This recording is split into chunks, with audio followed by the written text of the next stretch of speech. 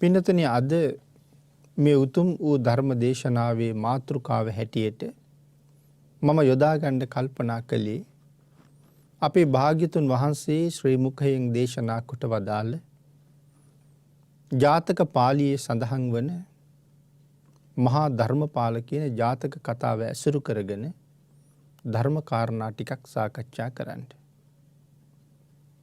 අපේ බුදුරජාණන් වහන්සේ බුද්ධත්වයෙන් පස්සේ කිඹුල් වතට වැඩම කරපු ප්‍රථම ගමනේදී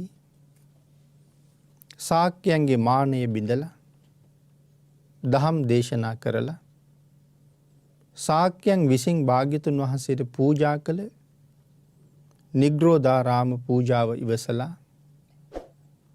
මෙහි වැඩ වාසය කරපු කාලේ පළවෙනි දවසේ ධර්ම ශ්‍රවණය කරලා බොහොම පැහැදිලා හිටපු ඥාතීන් සහ භාග්‍යතුන් වහන්සේගේ පිය රජතුමා පහවදා දානෙට වඩින්න කියලා ආරාධනාවක් කළේ නැහැ. පිය රජතුමා හිතන්න ඇති ගමට වැඩපු භාග්‍යතුන් වහන්සේ රජමාලිගාවෙන් දානෙ නොවළඳා වෙන කොහෙන් වළඳන්නද කියලා. රජ්ජුරුව මාලිගාවට ගිහිල්ලා බුද්ධ ප්‍රමුඛ මහා සංඝයාට දානෙත් හැදුවා. අසුන් පැනෙව්වා. නමුත් භාග්‍යතුන් වහන්සේ දානෙට වැඩියේ නැහැ. යශෝදරා දේවින් වහන්සේ උඩුමහන් තලාවේදී දැක්ක බුදුරජාණන් වහන්සේ 20000ක් මහරහතන් වහන්සේලා පිරිවරාගෙන දුප්පත් පෝසත් ભેදයක් නැතුව ගෙපිලි වලින් පිණ්ඩපාතේ වඩිනවා. පිය මහරජුරවන්ට ඒ පිළිබඳව කරුණු දන්වලා යවහම රජුරුව තිගැස්සුනා වගේ. මේ මාලිගාවේ ඉපදිච්ච එකම පුතා ලෞතුරා බුදු බව ලබලා දැසි දස්සන්ගේ ගෙවල් වල පවා පිඬුසිඟා වඩිනවා. ගිහි ගෙදර හිටපු කාලේ මේ නගරේ සැරිසැරුවේ දිව්‍ය පුත්‍රයෙක් වගේ. රන් දෝලාවක විශාල ආරක්ෂක පිරිස් සමග මේ නගරේ පුරා මේ කාලේ සැරිසැරුවා. මේ මහා රාජකුමාරයා අද ඊටත් වඩා උසස් තැනකට ගිහිල්ලා මේ සිඟමන් යදිනවද කියලා රජුරු තිගැස්සුනේ. ඒ මොහොතේම නැගිටලා බුදුරජාණන් වහන්සේ වඩින පෙරමගට ගිහිල්ලා භාග්‍යතුන් වහන්සේට කතා කරලා මතක් කරනවා ස්වාමීනි. ඒ පිය මහරජුරුවන්ගේ මාලිගාවේ ඔබ වහන්සේ ඇතුළු මහා සංඝයාට ප්‍රමාණවත් ආහාර නැහැ කියලා හිතුවද? මේ ශ්‍රේෂ්ඨ ශාක්‍ය වංශයට නිගා දෙනවද? ස්වාමීනි මම නසන්න එපා. මට ලැජ්ජා කරන්න එපා. ගයක් ගාන හිඟමනේ වඩින්න එපා. දානෙට වඩින්න කියලා. ඒ වෙලාවේ බුදුරජාණන් වහන්සේ සඳහන් කළේ මහරජ ලැජ්ජා වෙන්නේ ඔබේ වංශයට. ඒ ඔබ පිණිසිඟා වැඩියොත්. ඔබ සිඟමනේ ගියොත්. නමුත් මගේ වංශය ඔබේ වංශය නෙමෙයි. මගේ වංශය බුද්ධ වංශය. පෙර අතීත බුදුවරු දීපංකර බුදුරජාණන් වහන්සේගේ ඉඳලා කාශ්‍යප භාග්‍යතුන් වහන්සේ දක්වාම මේක බුදුරජාණන් වහන්සේලාගේ සිරිත. දීපංකර භාග්‍යතුන් වහන්සේට කලින් මේ ලෝකේ තව කොයිතරම් බුදුවරු පහළ වෙන්නේ නැද්ද? උන්වහන්සේලා සියලු දෙනාගේම සිරිත පිණ්ඩපාතේ වඩින එක.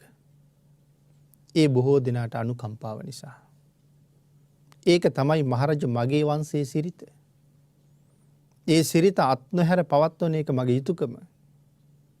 ඒ නිසා මේක මට ලැජ්ජාවට කාරණාවක් නෙමෙයි. එතකොට භාග්‍යතුන් වහන්සේ මේ පිණ්ඩපාතේ වඩින්නේ හැබෑවටම ආහාර පාන හොයාගන්න ජීවිතේ පවත්වන්න වෙන ක්‍රමයක් නැතිම හින්දාද? ඒ හින්දා නෙමෙයි. අනුකම්පාව හින්දා. කාට අනුකම්පාව නිසාද? අපිට අනුකම්පාව නිසා. අහිංසකයන්ට අනුකම්පාව නිසා. බුදුරජාණන් වහන්සේලා මහරහතන් වහන්සේලා තරම් විවේකයට කැමති උත්තමයෝ මේ ලෝකෙ වෙන කොහෙවත් නැහැ පින්නතුනි. ඒ තරම් විවේක සුවයෙන් වැඩ ඉන්න හරිම කැමති. මේ තරම් අවිවේකී වෙලා ඉන්නේ ලෝක සත්වයා පිළිබඳව තියෙන අපරිමිත දයාව නිසා. මුළු ජීවිත කාලෙම පිණ්ඩපාතේ වඩින්න නැතුව එකම තැනක පහසුවෙන් වැඩ ඉන්න උන්වහන්සේලාට හැකියාව තියෙනවා. එතකොට කවුද දන් දෙන්නේ කියලා හිතෙනවා. පින්නතුනි අප්‍රමාණ දෙවිවරු අප්‍රමාණ බ්‍රහ්ම රාජවරු නිරන්තරයෙන් සූදානම් වෙලා ඉන්නේ දිව්‍යමය ආහාර පානයෙන් උන්වහන්සේලාට පූජා කරන්න. සමහර අවස්ථාවල් වල අපි ධර්මයේදී අහනවා සමහර දෙවිවරු වෙස් මාරු කරලා ඇවිල්ලා දන් දෙන්නේ. සමහර වෙලාවක මහා කාශ්‍යප මහරහතන් වහන්සේගෙන් එහෙම සක්‍ර දේවේන්ද්‍රයෝ පවා දොස් අහපු වෙලාවල්ද තිබුණා. ඇයි දාන වේලක් පූජා කරගන්න හැටියක් නැහැ. දිව්‍යාංගනාව ටික මුලින් දන් දෙන්න ආපුවම ප්‍රතික්ෂේප කළා. නිරෝධ සමාපත්තියෙන් අවදි වෙලා දුප්පතුන්ගේ වීදියේ වඩින්නේ අහිංසකයෙකුට පිහිට වෙන්න. දිව්‍ය සැප විඳින අයට අමුතුවෙන් පිහිට වෙනවට වඩා ඒ දිව්‍ය සැප තව තව තහවුරු කරනවට වඩා දෙව්ලොව යන්න බැරි වුණ අහිංසකයෙක් දෙව්ලොව යවන්න පුළුවන් නම් ඒකේ මහා කරුණාවේ අරමුණක්. එහෙම වෙලාවල් වල දිව්‍යාංගනාවන්ගේ දානේ ප්‍රතික්ෂේප කරාම ගිහිල්ලා සක් දෙවිඳුට කීවා. සක් දෙවිඳු තමන්ගේ අග්‍රමහේෂිකාවත් එක්ක දුප්පතුන්ගේ වීදියේ මහලු මිනිසෙක්ගේ වෙස් මවාගෙන ඉඳලා දම් පූජා කරගත්තේ. සියලු දෙනා වෙනුවෙන්. දෙවියන්ට නුදුන්න අවස්ථාව මිනිස්සුන්ට දෙන්නයි ගැක් ගානේ පිණිස ගවැටි. ඒ කාරණාවේ පින්නතුනි තව පැත්තක් තියෙනවා. බුදුරජාණන් වහන්සේ තම තරම් කළගුණ දන්න උත්තමයන් වහන්සේ නම මේ විශ්වයේ වෙන නැහැ. තව හිටියනම් ඒ තවත් බුදු කෙනෙක්මයි. මේ ගෙපිලි වලින් පිණ්ඩපාතේ වඩින්නේ අනුකම්පාවෙන් හින්දා. මොන අනුකම්පාවද මොන කෘතගුණ සැලකීමද? භාග්‍යතුන් වහන්සේ දේශනා කරන්නේ යම් කෙනෙක් Tamanට වතුර උගුරක් හරි දීලා තියෙනවා නම් යම් දවසක ජීවිතේ තියෙන තුරු ඒක අමතක කරන්න එපා කියලා. මේ තරම් ශ්‍රේෂ්ඨ සත්පුරුෂ ශාස්ත්‍රවරයෙකුගේ ශාසනයේ භික්ෂු භික්ෂුණී උපාසක උපාසිකා කියන දෙවියන් පවා වඳින අති උතුම් නාමයට ඇතුල් වෙන්න පුළුවන් වාග්ය ලබාගත් අපි මේ බුද්ධ වචනයට කොච්චර ගරු කරන්න ඕනේද? අපි සමහර වෙලාවට කරන වැඩවලින් අපිට තේරෙන්නේ අපි බුදුරජාණන් වහන්සේගෙන් කොච්චර ඈතද කියලා. භාග්‍යතුන් වහන්සේ දේශනා කළේ වතුර උගුරක් දුන්න කෙනක් දිවිති වෙන තුරු අමතක කරන්න එපා කියලා. ඒ වුණාට අපි අද ගැන හිතහම උපද්දවල නොයෙක් කරදර කම්කටොළු කාරණා වලින් පුංචි කාලේ ආරක්ෂා කරලා ජරා ජීර්ණ වෙන වෙලාවට හොදලා පිරිසිදු කරලා අන්දෝල පලන්දෝල කවල පෝල හොඳට උගන්වලා සමාජයේ වැදගත් මිනිස්සු බවට පත් කරාම එතෙන්ට එනකන් පිහිට වුණ අම්මා තාත්තා පවා අත්හරින අපි ගාව කොහෙද කෘතගුණ කියලා හිතෙනවා. එතකොට මේ ආර්යයන් වහන්සේලා කවදාවත් අපිට අනුකම්පා කරයිද? ආර්යයන් වහන්සේලා කවදාවත් අපිට බලයිද? එහෙම කරපු දරුවන්ටත් පස්සේ කාලේ හුඟ වරදිනවා. එතකොට ඒ අය හිතනවා අපිට දෙවියවත් බලන්නේ නැද්ද කියලා. මේ තරම් දුර්ගුණ සහිත අපි දැක්කත් උන්වහන්සේලා අහක බලා ගන්නවා. ඒකයි අපිට වෙලා තියෙන්නේ. භාග්‍යතුන් වහන්සේට කී කරුණං අපි මේ ලෝකේ කොයිතරම් ශ්‍රේෂ්ඨ පිරිසක්ද? එහෙනම් මේ පිණ්ඩපාතේ වඩින්නේ මහා කල්ප අසංඛ්‍ය 4,00,000 දීපංකර භාග්‍යතුන් වහන්සේගෙන් නියත විවරණ අරගෙන ලෞතුරා බුද්ධත්වයේ දක්වා පාරමිතා පුරන කාලේ උන්වහන්සේට වතුර උගුරකින් පවා සත්කාර කරපු උපකාර කරපු සහයෝගය දුන්න සියලු දෙනාට පිහිට වීම උදෙසා අවුරුදු 45ක් සිද්ධාර්ථ මහ බෝසතාණන් වහන්සේගේ බුද්ධ කාලයේ මහා කල්ප අසංඛ්‍ය 4ක් උන්වහන්සේට නොයෙක් ආකාරයෙන් පාරමිතා පුරන්න උපකාර කරපු සියලු දෙනාම මේ 45 අවුරුද්ද තුර මුණ ගැහුනෙත් නැහැ.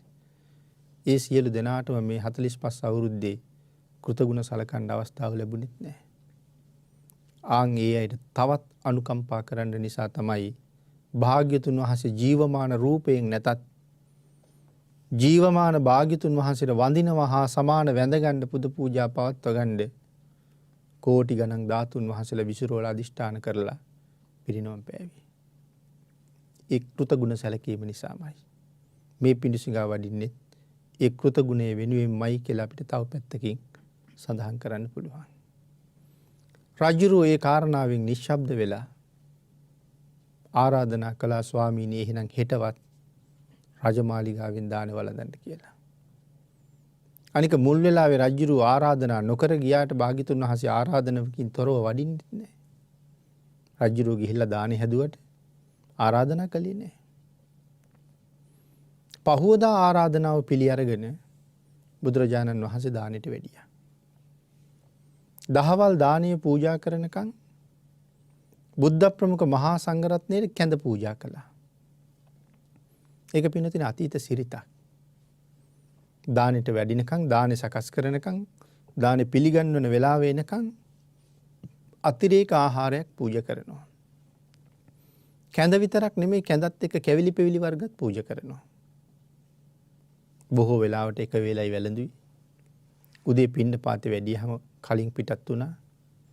දානේ හදනකන් මේ වාගේ මේ කැඳක් වෙන රස කැවිල්ලක් පූජා කරලා සාමාන්‍යයෙන් උන්වහන්සේලාගෙන් ධර්ම කාරණා විමසලා ධර්ම ගැටලු විසඳගෙන ජීවිතයේ ප්‍රශ්න සාකච්ඡා කරලා සසර දුක සසර බය ගැන විමසලා එහෙම විවේකීව කතා බහ කරගෙන දහම් කරුණු අහගෙන හිටපු මොහොතක් වෙලාවක් තිබුණා.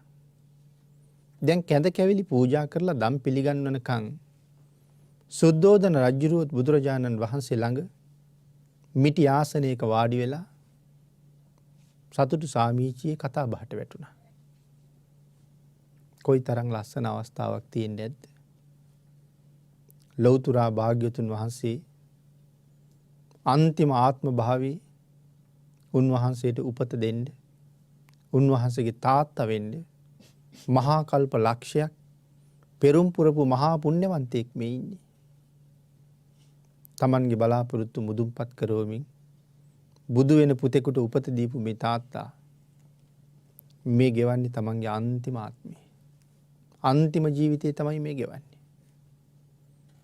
එතකොට භාග්‍යතුන් වහන්සේත් පිරිනිවන් පාලා ආය උපදින සිරිතක් නැහැ. ඒත් අන්තිම ජීවිතේ. එහෙනම් මේ හමුවීම අන්තිම දේහධාරීන් දෙන්නෙකුගේ හමුවීමක්.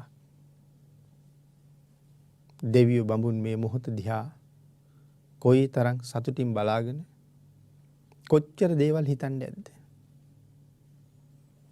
සුද්ධෝදන මහරජුරු බුදුරජාණන් වහන්සේට වරක ප්‍රකාශ කරනවා. ස්වාමීනි භාග්‍යතුන් වහන්සේ ගිහිගේ අබිනිෂ්ක්‍රමණය කරලා ලෞතුරා බුද්ධත්වයේ හොයාගෙන වැඩම කළ ඔබ වහන්සේ ඒ බුද්ධත්වයේ වෙනුවෙන් ශරීරයට දැඩි දුක් දෙමින් අත්ත කිලමතාණු යෝගය අනුගමනය කරපු කාලේ. මේ කියන්නේ දුෂ්කර ක්‍රියා කරපු කාලේ. 6 අවුරුද්දක්ම දුෂ්කර ක්‍රියාවේ නිරත වෙලා හිටියා. මහා කල්ප අසංඛ්‍ය 4කුත් ලක්ෂ 1ක් බුද්ධත්වයේ වෙනුවෙන් පාරමිතා පුරලා ප්‍රඥාවේ මුදුන් මල්කඩ ස්පර්ශ කරන්න සූදානම් වෙමින් ඉන්න මේ මහා සත්පුරුෂයාණන්ට කායට දුක් දීමෙන් බුදු වෙන්න බැරි බව නොවැටහුණාද? එහෙම වැටහෙනවා නම් ඇයි දුෂ්කර ක්‍රියා කළේ? පින්නතනි එදා විමුක්තිය හොයන්න දඹදිව හිටපු බොහෝ ඍෂිවරු වෙනත් ආගමික පූජකවරු මේ ශාරීරියට දුක් දෙන ක්‍රමය අනුගමනය කළා. කෙලස් තවන්න, කෙලස් නැති කරන්න. අජ වෘත, ගෝ වෘත, කුක්කුර වෘත මේ වාගේ වෘත සමාදන් වෙලා හිටියා. දැඩිසේ දුක් විඳා. මේ කයට දුක් දෙන්න නැවත කය ඇති කරවන කෙලෙස් තැවිල්ල නැති වෙලා අපිට විමුක්තිය ලැබෙයි කියලා හිතුවා. සාමාන්‍ය කෙනෙකුට වචන ඇහුවට ඊටාම දුක්ඛිත ක්‍රියාවල් වල යෙදලා තියෙනවා. සමහර වෙලාවට පින්නතුනි අපි බිම ඉඳ ගන්නත් කම්මැලි. බිම නිදා ගන්නත් කම්මැලි. නමුත් මේ වෘතයක් අනුගමනය කරන කෙනෙක් අජ වෘතයක් වාගේ සුනක වෘතයක් ගෝ වෘතයක් අපි කැමතිද කකුල් දෙක අත් දෙකයි පාවිච්චි කරලා ගවයෙක් වාගේ මුළු ජීවිත කාලෙම හැසිරෙන්න. සුනකෙක් අනුභව කරනවා වාගේ බත් ටික ගෙනල්ලා බිමට දාපුවාම දිවෙන් ලෙව කකා අනුභව කරන මුළු ජීවිත කාලෙම ඒ වගේ ගිහිල්ලා ගහක් යට අලු ගොඩක වැලි ගොඩක හාරගෙන වැටිලා නිදාගන්න. අපිට ඒක හිතන්නවත් බැරි නම් මේ අය ළඟ මහ පුදුම වීරයක් තිබුණේ මුළු ජීවිත කාලෙම එහෙම ජීවත් වෙන්න. එහෙම කළොත් මේ කයෙන් නිදහස් වෙන්න වෙයි පුළුවන් වෙයි කියලා හිතුවා. හැබැයි මේ වීරයවන්තයෝ සම්මා දිට්ඨික වුණා නම් භාග්‍යතුන් වහන්සේ ළඟ මේ අය ඒකාන්තයෙන් නිවන් හොයන්න තරම් වීරිය තිබුණ අය නෙමෙයිද? ඒ තරම් වීරයවන්තයි. ඒගොල්ලෝ එහෙම වෘත අනුගමනය කරලා කයට දුක් දුන්නා මේ සංසාරයෙන් මිදෙන්න. ඒක ඒ කාලේ හරි ප්‍රසිද්ධයි ජනප්‍රියයි. අපේ මහ බෝසතාණන් වහන්සේ 6 අවුරුද්දක් තිස්සේ මේ ශරීරයට දුක් දීමයි කරන්නේ. හැබැයි අපි සඳහන් කළානේ ප්‍රඥාව නොතිබුණාද කියලා. පිනතුනි මං හිතන්නේ ඒක යටපත් කරලා පෙර කර්ම ශක්තිය ඉස්සරහට ඇවිල්ලා තිබුණා. මොන හේතුවක් නිසාද මේ දුෂ්කර ක්‍රියාව කළා කියලා සඳහන් කළේ. කාශ්‍යප භාග්‍යතුන් වහන්සේ කාශ්‍යප කුමාරයා මාලිගාවෙන් අබිනිෂ්ක්‍රමණය කරලා 7 දවසින් බුදු වුණා කියලා කියහම පිළිගත්තේ නෑනේ. ගටිකාරතුමා කියහම යන් වඳින්න කියලා කියහම කිව්වේ ওই මුඩ මහණන්ට කවුද වඳින්නේ කියලා. ඒ ශ්‍රද්ධාව නැතුව කරපු ප්‍රකාශයක්වත් නෙමෙයි මේක. බුද්ධත්වයේ කියන මේ අති සංකීර්ණ වූ අති උතුම් தත්ත්වය 7 දවසකින් ලැබුවා කියහම පිළිගන්න බැරුව ගියා.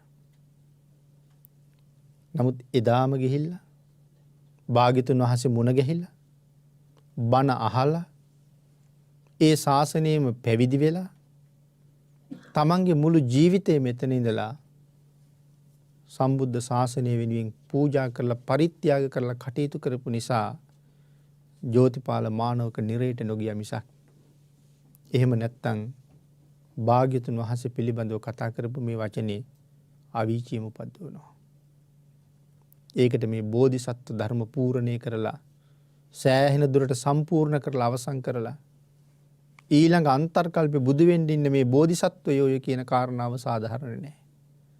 බුදු කෙනෙකුට කතා කරපු වචනේ. නමුත් සමාවක් හම්බ වෙන්නේ ඒ ශාසනයේ පැවිදි වෙලා එදාම සමාව අරගෙන මුළු ජීවිතේ මේ ශාසනය වෙනුවෙන් කැප කරපු නිසායි අවීචියට නොයන සමාවක් හම්බ වෙන්නේ.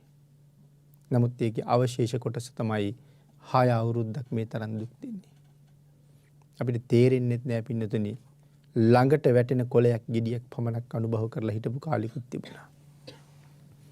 මල මූත්‍රා කරන්න ගියපු තැන්වල සිහිසුන් වැද වැටුණා. මේ කාලේ ගැන භාග්‍යතුන් වහන්සේ සඳහන් කරනවානේ. මහණෙනි එදා මගේ හිස අත ගන්නකොට කෙස් ගස්වල මුල මැරිලා හිස අත ගන්නකොට කෙස් ගස් ගැලවිලා යනවා. මැරිලා කෙස් ගස්. අතපය අත ගන්නකොට ලෝම ගස් ගැලවිලා යනවා.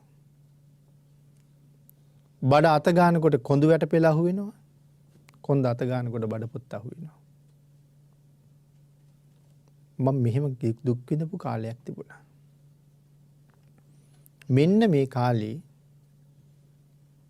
රජුරු සඳහන් කරනවා ස්වාමීනි එක දවසක් මගේ මාලිගාවේ සිරියහනේ මම ටිකක් සැතපීලා ඉන්න වෙලාවේ දෙවියෝ ඇවිල්ලා මට කියනවා සිද්ධාර්ථ කුමාරයා බුදු නොවීම මැරිලා කියලා. මං ඒ දෙවියෝ කියපු වචනේ පිළිගත්තේ නැහැ. මං දෙවියන්ගෙන් ඇහුවා හැබෑවටම සිද්ධාර්ථ කුමාරයා මැරිලාද? වෙන්න බෑ. සිද්ධාර්ථ කුමාරයා අති උතුම් වූ ජයශ්‍රී මහා බෝධි මූලයේ වජ්‍රාසනයේ මත වැඩ ඉඳලා ලෞතර බුදු බව සාක්ෂාත් කරලා පිරිනිවන් පෑවද? වෙන්න ඕනේ ඒකයි මෙරිලා කියලා මම පිළිගන්නේ නැහැ. ස්වාමීනි දෙවියෝ ඇවිල්ලා මට කීවා ඔබ වහන්සේ මෙරිලා කියලා. බුදුරජාණන් වහන්සේ අහනවා පිය රජතුමනි දෙවියන්ගේ කතාව පිළිගත්තද කියලා. නෑ ස්වාමීනි. මං දෙවියන්ට කිව්වේ බුදු වෙලා පිරිනිවන් පානවා මිසක් මගේ පුතා මැරෙන්නේ නැහැ කවදාවත් කියලා. ඒ වෙලාවේ බුදුරජාණන් වහන්සේ සඳහන් කළා පිය මහරජතුමනි මම ලෞතර බුද්ධත්වයේ ලැබෙන මේ අන්තිම ආත්ම භාවයේ මම මැරුණා කියලා දෙවියෝ ඇවිල්ලා කියහම ඔබතුමා කොහේ පිළිගන්නද? අද නෙමේ පිය රජතුමනි පෙර මම ධර්මපාල කුමාර අවදියේ දිසාපාමොක් ආචාර්යවරයා ඇවිල්ලා සඳහන් කළා ඔබට එදා ධර්මපාල බ්‍රාහ්මණතුමාට ධර්මපාල කුමාරයා මැරුණා කියලා. පිය රජතුමනි එදත් දිසාපාමොක් ආචාර්යවරයාගේ වචනය ප්‍රතික්ෂේප කළා ඔබතුමා. එහෙනම් සුද්ධෝදන අවදියේ ඉපදිච්ච ඔබ මම මැරුණා කියන කතාව කොහොමවත් බාරගන්නේ? ආන් එහෙම සඳහන් කරාම සුද්ධෝදන රජුරෝ බොහෝම සතුටින් බුදුරජාණන් වහන්සේගෙන් ආයාචනාත්මක ඉල්ලීමක් කළා. අනේ ස්වාමීනි ඔබ වහන්සේ දකින්නේ අතීතය මට පේන්නේ මම දන්නේ නැහැ. මම දකින්නේ ස්වාමීනි ඒ අතීත කතාව මට අනුකම්පාවෙන් කියලා දෙන්න කියලා. ආන් ඒ කාරණාව සිහිපත් කරලා මතක් කරලා දේශනා කරන්නයි මහා ධර්මපාල ජාතකයේ දේශනා කොට වදාළේ. භාග්‍යවතුන් වහන්සේ පිය රජුරවන්ට මතක් කරලා දුන්නා. පිය මහරජතුමනි අතීතයේ බරණැස් නුවර මේ කසී කියන රාජ්‍යයේ බරණැස් රාජ්‍යයේ කසී කියන ප්‍රදේශයක රටක ධර්මපාල කියලා ගමක් තිබුණා. ඒ ගමේ තමයි ධර්මපාල පවුල ජීවත් වුණේ. ඒ ධර්මපාල පවුලි ධර්මපාලතුමාගේ බිසව ධර්මපාලතුමාගේ මාලිගාවේ වැඩ කරන කම්කරු දාසයෝ සොයුරු සොයුරියෝ සියලු දෙනාම හරි සිල්වත්. කම්කරුවෝ දාසයෝ පවා එහෙමයි. කවුද පින්වතුනි මේ කම්කරුවෝ සහ දාසයෝ කියලා කියන්නේ? මේ දෙගොල්ලම එක කට්ටියක්ද? කම්කරුවෝයි දාසයෝයි කියන්නේ දෙගොල්ලක්. දාසයන්ට පඩි හම්බෙන්නේ නැහැ. දාසයන්ට කෑම ලැබෙනවා. දාසයන්ට අඳින්න ලැබෙනවා. දාසයන්ට ඉන්න ලැබෙනවා. කම්කරුවන්ට පඩි ලැබෙනවා. ඒකයි මේ කම්කරු සහ දාස කියන දෙගොල්ලගේ තියෙන වෙනස. නමුත් මේ දාස කම්මකාරාදීන්වත් කවදාවත් පස්පව් කළේ නැහැ. උතුම් චාරිත්‍ර ගුණධර්ම ඉක්මවලා ගියේ නැහැ.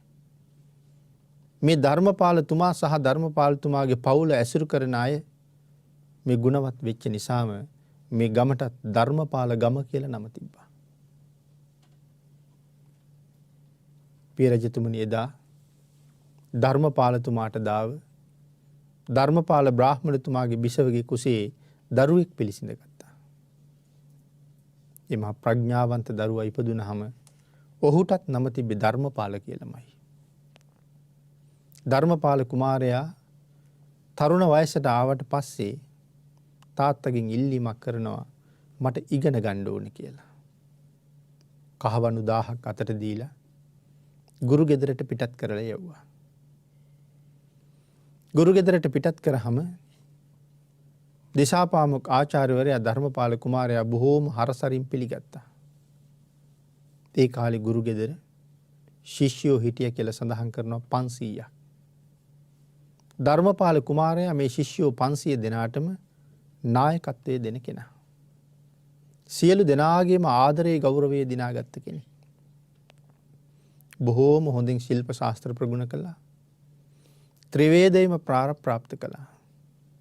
අතිරේක ශිල්පත් බොහොම ඉහළින්ම ඉගෙන ගනිමින් හිටියා. ඔන්න ඔය කාලේ ධර්මපාලතුමාගේ එකට අර සහෝදර ශිෂ්‍ය පිරිසත් සමග ඉගෙන ගත්ත ධර්මපාල කුමාරයාත් එක්ක ඉගෙන ගත්ත දිසාපාමොක් ආචාර්යතුමාගේ පුතා හදිසියෙම ලෙඩ වෙලා මරණයටපත් වුණා. මුළු ගුරු ගෙදරම මහත් වූ ශෝකයටපත් වෙලා.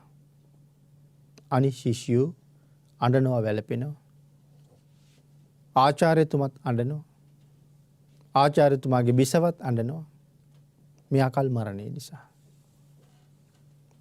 පිරිස එකතු වෙලා මැරිච්ච පුතා ආදාහනය කළා. ආදාහනය කරලා ඇවිල්ලත් මේ අයගේ ඇස්වල කඳුළු. ශිෂ්‍ය පිරිස තැන් තැන් වල එකතු වෙලා ඒගොල්ලෝ කතාව හදිසියේ ඒ තරුණ පුතාට වෙච්ච දේ ගැන. හිමීට ඔතෙන්ට ලං වෙච්ච ධර්මපාල කුමාරයා මේ අයගෙන් අහනවා තරුණ වයසෙම මැරුණද? ඒ තරුණ වයසේ මැරුණේ. ඒ වෙලාවේ අර ශිෂ්‍යෝ අහනවා ඇයි ධර්මපාල ඔබ දන්නේ නැද්ද? මිනිස්සුන්ට මැරෙන්න කාලයක් වයසක් සීමාවක් නැහැ කියලා. ඊටාම ලාබාල කලල අවදියේදී මව් කුසේමත් විනාශ වෙනවා. ක්‍රමක්‍රමයෙන් මාස 9ක් 9මාරක් කුසේ වැඩෙන අතරතුර ඕනෑම කාලයක විනාශ වෙනවා. උපදින අතරතුරත් මැරෙනවා. ඉපදිලා ගත වෙන දවස තප්පරයේද විනාඩියේද පැයද දවසද සුමානේද මාසෙද අවුරුදු 2ද 3ද 4ද 5ද ඔය ඕනෑම කාලයක මැරෙන්න පුළුවන්. 30 40 45 50න් මැරෙන්නත් පුළුවන්. 60 70 80 100 විතර ජීවත් වෙන්නත් පුළුවන්. එනම් පින්නතුනි ඔබත් මමත් එහෙම්මම තමයි. බණ අහන ඔබත් ඒ වයස් තරාතිරම් වල ඉන්නේ. නමුත් මව් කුසේ හැදුන කලලේ ඉඳලා දැන් අවුරුදු 35 40 වෙන්න එනකන් ආවත් තවම මැරුණේ නැහැ. හැබැයි හෙට වෙනකන් අද රෑ වෙනකන් ජීවත් වෙයිද කියලා දන්නේ නැහැ. කොයි වෙලාවෙ මැරෙයිද දන්නේ නැහැ. ධර්මපාල කුමාරයාට කියනවා ඇයි ධර්මපාල උඹ දන්නේ නැද්ද? ඊතා ලාබාල අවදියෙත් මැරෙනවා. තරුණ අවදියෙත් මැරෙනවා. මැදිවියෙත් මැරෙනවා. සඳෑ සමයේත් මැරෙනවා. ධර්මපාල කුමාරයා මන් දන්නේ නැහැ කියලා කියනවා. මම දන්නේ නැහැ ලාබාලියෝ තරුණයෝ මැරෙන බව. මම දන්නේ වයස ඉක්මවා ගියපු මහලු අයම මැරෙන බව විතරයි. මේ අයට හරි පුදුමයි.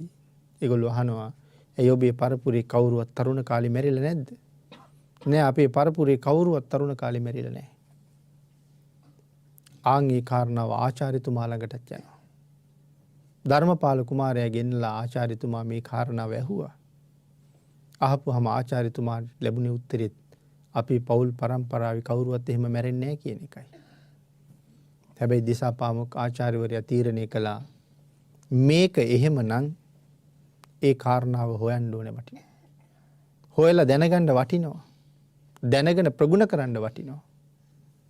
අන්න ඒ නිසා මේ කාරණාව ගැන විශේෂයෙන් අධ්‍යයනය කිරීමක් කරන්න ඕනේ කියලා පුතාගේ ආදාහණයෙන් දින ගාණක් ගත වෙන්න ඇරලා එක දවසක් ධර්මපාල කුමාරයාට කතා කරලා කියනවා මම දවස් කීපයක බැහැරට යනවා. මම එනකන් මේ ශිෂ්‍යයන්ට අධ්‍යාපනය ලබා දීමේ වගකීම බාර ගන්න කියලා. ධර්මපාල කුමාරයා ඒ ශිෂ්‍යෝ 500 දෙනාට ආචාර්යවරයා එනකන් ඉගැන්වීමේ කටයුත්ත බාරගත්තා. දිසාපාමොක් ආචාර්යවරයා එක සාමාන්‍ය අතවැසියෙකුත් අඬ ගහගෙන මේ ගමන පිටත් වෙන්න ලෑස්තිය. ඊට කලින් මැරිච්ච එළුවෙකුගේ ඇටකොටු ටිකක් ගෙන්නගෙන හොදලා ඒකත් මල්ලක දාලා පිළියෙල කරගත්තා. දැන් අර සේවකයාත් එක පිටත් වෙලා කසී රටට ගිහිල්ලා ධර්මපාල ගම හොයාගෙන ධර්මපාල මාලිගාව තියෙන තැන අහගෙන ධර්මපාල මාලිගාවට ළඟා වුණා. පින්නතරේ ළඟා වෙලා ධර්මපාල මාලිගාවේ දොරකඩ ගිහිල්ලා හිටගත්තා. එතන වැඩ කරන අය කවුරුවත් දන්නේ නැහැ මේ කවුද කියලා. නමුත් සේවක පිරිසක් ඇවිල්ලා ආචාර්යතුමාගේ අතේ තිබිච්ච පාවහන් දෙක ගත්තා. තව පිරිසක් ඇවිල්ලා අතේ තිබිච්ච කුඩේ අරගත්තා. මේ කාරණාවලිනුත් අතීත සම්ප්‍රදායන්ගේ තිබිච්ච මේ බොහොම ශ්‍රේෂ්ඨ පළපුරුදු මනාව ඉස්මතු කරනවා. මාලිගාවේ ඉස්සරහ පිට හිටගෙන ඉන්නවා. පාවහන් දෙක අතේ තියාගෙන ඉන්නේ. පාවහන් අතේ තියෙන නිසානේ ගන්න පුළුවන් වෙන්නේ. පයේ තිබුණ නම් ගන්න බෑනේ. අතීතයේ අය බොහෝ වෙලාවට අනුන්ගේ ගෙදරක යනකොට ගේට්ටුවෙන් ඇතුල් වෙනකොට පාවහන් ගලවලා තියෙනවා. පස්සේ කාලේ අපේ සිරිතක් තිබුණ පන්සලට යනකොට ගේට්ටුව ළඟින් පාවහන් ගලවලා හිස් වැසුම් ගලවලා කුඩේ බාගෙන යන සිරිතක්. දැන් ඒකට දැන් ඒ සිරිතක් නැහැනේ. එහෙනම් ගෙවල් වලට යනකොට කරන වැඩේ කොහොමත් නැහැනේ. පන්සලට යනකොටත් දැන් ඒක කෙරෙන්නේ නැත්නම් ගෙදර යනකොට දැන් ඒක කොහොම කෙරෙන්නෙත් නැහැ. දැන් බුදුන් වඳින්න ගියත් විහාර මළුවේ පාවහන් දෙක ගලවන තැනට යනකම් අපි යනවනේ. ඒ අතීත චාරිත්‍ර කොච්චර ගුණගරුකද? කොච්චර ලස්සනද? ඉතින් ඒ වාගේ හරි යටාවතක් කතා කරන්න පුළුවන් කරුණු මේ කාරණා ළඟ තියෙනවා. ඊට පස්සේ ආචාර්යවරයා සඳහන් කළා ධර්මපාලතුමාට කියන්නේ ධර්මපාල කුමාරයාගේ ගුරුවරයා ඇවිල්ලා කියලා.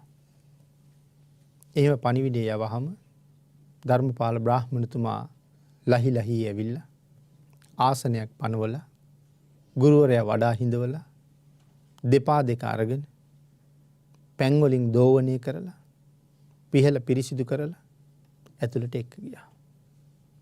මේ පාද දෝවණය කරන එකේ විශේෂ වැදගත්කම් රාශියක් කතා කරන්න ඕනේ. හැබැයි එදා පාද දෝවණය කරලා තියෙන වාඩි කරවලාමයි. අසුන් පනවලා වාඩි කරවලා තමයි පාද දෝවණය කරන්නේ. පා ගමනින් ඇවිල්ලා පාය හරි වෙහෙසිලා තියෙන්නේ. ආන් ඒ නිසා උෂ්ණ වෙලාවක් නම් ඇල්දියෙන් සිසිල් වෙලාවක් නම් මද උණු වතුරින් දෝවණය කරලා තෙල් ගාලා සම්බාහනය කරලා පාදවල වේදනාව නිමලා සැහැල්ලුවක් ලබලා දීලම තමයි ඇතුළට ගත්තේ. ගෙට ගොඩ වෙන තැන ඉඳලා සැහැල්ලුවක්මයි ලබලා දෙන්නේ. එහෙම ගිහිල්ලා ටික වෙලාවක් සතුටු සාමීචී කතා කර කර හිටියා. කතා කර කර ඉඳලා ධර්මපාල බ්‍රාහ්මණතුමාට ධර්මපාල කුමාරයා ගැන බොහොම ගුණ කීවා. ධර්මපාල හරි දක්ෂයි. ධර්මපාල හරි ගුණගරුකයි. ධර්මපාල ගාව උතුම් හැසිරීම් තියෙනවා. ධර්මපාල ඉගෙන ගන්නත් බොහොම දක්ෂයි වගේම කැමතියි. දැන් ත්‍රිවේද පාරප්‍රාප්තයි. අතිරේක ශිල්පත් හොඳට ඉගෙන ගත්තා. මේ විදිහට ಗುಣ කියලා අන්තිමට කියනවා නමුත් හිත කලබල කරගන්න එපා. හරි කනගාටුයි. හදිස්සියේ ලෙඩ වෙලා හදිස්සියෙම මැරුණා. එහෙම කියපු ගමන් ධර්මපාල බ්‍රාහ්මණතුමා කෑ ගහලා අඬන්න ඇද්ද? අත්පොලසන් දිදී hina වෙන්න ගත්තා. පුතා හදිස්සියේ මැරුණ කියහම අත්පොලසන් දිදී hina වෙනවා. ආචාර්යතුමා බලාගෙන හිටියා මොකද මේ කියලා. හිනාව නවත්තනකන් ඉඳලා ඇහුවා ඇයි බ්‍රාහ්මණතුමනි සැකයිද කියලා ඇහුවා. සැක කරන්න එපා. මං සාක්ෂි අරන් ආවේ. මට හිතුණා ඔබ සැක කරයි කියලා. ආන් ඒ වෙලාවේ අර මල්ලි තිබිච්ච ඇටකොටු ටික අරගෙන පෙන්නවා මේ තියෙන්නේ. ධර්මපාලතුමාගේ කුමාරයාගේ ඇටකොටු. ඒක දැක්ක විතරයි මාලිගාවේ දැසිදස්ස ඔක්කොම අත්පොලසන් දිදී hina වෙනවා. ඉස්සරලා නම් සිටුතුමා විතරයි. දැන් ඔක්කොම hina වෙනවා. බලාගෙන ඉඳලා ඇයි hina වෙන්නේ ඕගොල්ලෝ? මේ සාක්ෂිත් ඉදිරිපත් කරලා තියෙනකොට. බ්‍රාහ්මණතුමා සඳහන් කළා අපේ පෞල් පරම්පරාවේ මේ වෙනකන් හත්මුතු පරම්පරාවක කවුරුවත් තරුණ අවදියේ නම් මැරුණේ නැහැ. දැන් බලන්න මෙහෙම කියන්න මොන ශක්තියක් තියෙන්න ඕනද කියලා. හත්මුතු පරම්පරාවක කවුරුවත් මැරුණෙත් නැහැ. තරුණ කාලේ ලාබාල කාලේ මැරෙන්නෙත් නැහැ. දැන් අපිට එහෙම කියන්න පුළුවන්ද? අපිට එහෙම කියන්න බැරි කොට මේ ශක්තිය ගැන කොහෙන් හිතන්නද? අනිවාර්යයි ඒකාන්තයි සත්‍යයි මැරෙන්නේ නැහැ කියලානේ කියන්නේ. ධර්මපාල සිටු බ්‍රාහ්මණතුමා කියනවා මගේ පුතා ඒකාන්තයෙන් බොහොම සුවසේ ගුරු ගෙදර ඇති. මේක බොරුවක්. මේක පිළිගන්නේ නැහැ කියලා. අපිට එහෙම කියන්න පුළුවන් හැකියාවක් කවදා උදා වෙයිද කියන එකයි පුදුමයි. ආන් ඒ වෙලාවේ තමයි මේ දිසාපාමොක් ආචාර්යවරයා ධර්මපාලතුමාගෙන් අහනවා කින්තේ වතං කිං පන බ්‍රහ්මචරියං කිස්ස සුචිනස්ස අයං විපාකෝ අක්කාහි මේ බ්‍රාහ්මණ පතමත්තං තස්මා හිතුම්හං දහරා නමීයරේති. මෙතන අහනවා තොපගේ වෘතය කුමක්ද? බ්‍රාහ්මණය කියන්නේ එහෙම ප්‍රකාශයක් කරන්න ආත්ම ශක්තියක් ගොඩනගාගත්ත ඔබ එතනට අරගෙන ආපු ඔබ ආරක්ෂා කරන වෘතය මොකක්ද කියලා කියන්නේ. ඔබලා ළඟ තියෙන අනික් අය ළඟ නැති උසස් හැසිරීම මොකක්ද? මෙතන බ්‍රහ්මචරියන් කියලා කිව්වේ ඒකයි. ඔබලා ළඟ තියෙන ඒ උසස් හැසිරීම මොකක්ද? මේ මොන කාරණාවක මොන සුචරිතයක විපාකයක්ද මේ තියෙන්නේ? බ්‍රාහ්මණය මේ කරුණ මට වහාම කියලා දෙන්න. කුමක් හේයින් ඔබේ පරපුරේ තරුණයෝ මැරෙන්නේ නැද්ද කියන එක මට කියන්න. ආන් එහෙම ඉල්ලීමක් කරාම බ්‍රාහ්මණතුමා අපූර්ව කරුණ ගණනාවක් පැහැදිලි කළා. ආන් මේ පැහැදිලි කරන කරුණු අතර සඳහන් කරනවා දහමෙහි හැසිරෙමු. අපි හැම වෙලාවම ධර්මයේම හැසිරෙනවා. දැන් මේ මොන කාලයක්ද? ධර්මයේ තියෙන බුද්ධෝත්පාද කාලයක්ද? මේ අබුද්ධෝත්පාද කාලයක්. ධර්මයේ මුණ නොගැහෙන, දහම් රසය නොලැබෙන අබුද්ධෝත්පාද කාලයක නමුත් ප්‍රඥාවන්තයෝ ළඟ දහම තිබුණා කියලා සඳහන් කරනවා. බොහෝ වෙලාවට අබුද්ධෝත්පාද කාලවල පසේ බුදුරජාණන් වහන්සේලා වැඩ හිටියා. පසේ බුදුරජාණන් වහන්සේලාගෙන් බණ ඇහුවා. බණ අහලා සසර බිය ඇති කරගත්තා. පන්සිල් ගැන දැනගත්තා. ඒ කාලේ තිසරණ නෑනේ. පන්සිල් ගැන දැනගත්තා. ඒ බුද්ධ වචන මුළු ජීවිත කාලෙම හොඳට පිළිපැද්දා. දැන් පසේ බුදුරජාණන් වහන්සේලා ධර්ම දේශනා කළා කියලා කියහම සමහර අයට හරියට සැක උපදිනවා. ඒ හුඟක් මිනිස්සු කතා කරන්නේ පසේ බුදුරජාණන් වහන්සේලාට ධර්ම දේශනා කරන්න බෑ කියලානේ. මේ නිර්මල ත්‍රිපිටකයේ ඕන තරම් පෙන්නනවා පසේ භාග්‍යතුන් වහන්සේලා ධම් දේශනා කරපු දැන්. නමුත් හුඟක් අය කල්පනා කරන්නේ උන්වහන්සේලාට ධර්ම දේශනා කරන්න බෑ කියලා. පසේ බුද්ධත්වයේ ලබන්නේ කොයි තරම් පාරමිතා පුරන්න ඕනේද? මහා කල්ප අසංඛ්‍ය 2.1 අනිවාර්යෙන් පාරමිතා පුරන්න ඕනේ. පසේ බුදු කෙනෙක් වෙන්න. අග්‍ර ශ්‍රාවක වෙන්න. මහා කල්ප අසංඛ්‍යයකුත් ලක්ෂයක් පාරමිතා පුරන්න ඕනේ. 80 මහා ශ්‍රාවකෙක් වෙන්න.